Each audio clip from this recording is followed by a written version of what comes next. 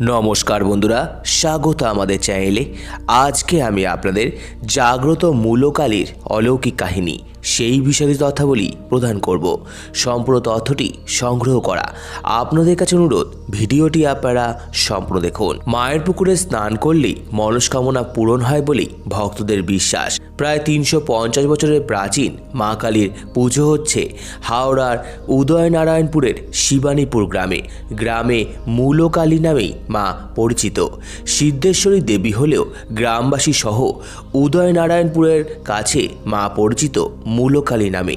স্থানীয় সূত্রে জানা যায়, প্রতি বছর জাঁকজমক করে মূলো দিয়ে মায়ের পুজো হয় বলেই মায়ের নাম মূলকালী। এই পুজোকে কেন্দ্র করেই পৌষ মাস এবং মাঘ মাসে গ্রামের মানুষ মূলো খান না। কথিত রয়েছে, এই সময় থেকে প্রায় 350 বছর আগে মূর্তি ছাড়াই ঘটে পুজো করা হতো। প্রায় 50 বছর ঘটে পুজো করার পর মূর্তি পুজো শুরু হয়েছিল। কথিত আছে, বর্ধমানের এক ব্রহ্মচারী স্বপ্নাদেশ পেয়ে দেবীর মূর্তি পুজো শুরু করেছিলেন। সেই থেকেই ঘটের সঙ্গে মূর্তি পুজো শুরু হয় এই গ্রামে। জাগ্রত মা মূলকালী। স্থানীয়দের কথায় জাগ্রত মা নানান সময়ে গ্রামের মানুষকে বিপদ থেকে রক্ষা করে চলেছে।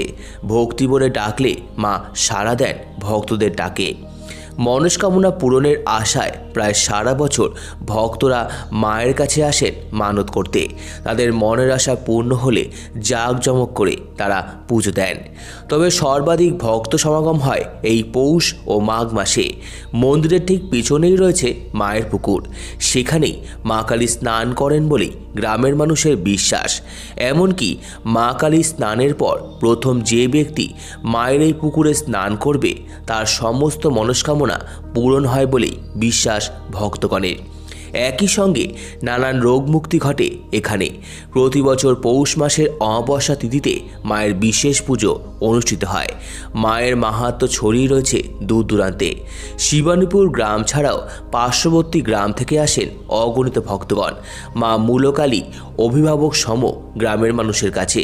সেই দিক থেকে যে কোনো শুভ কাজের আগে মাকে জানান দেওয়া বা মায়ের কাছে পুজো নিবেদন করার রেওয়াজ রয়েছে এই গ্রামে।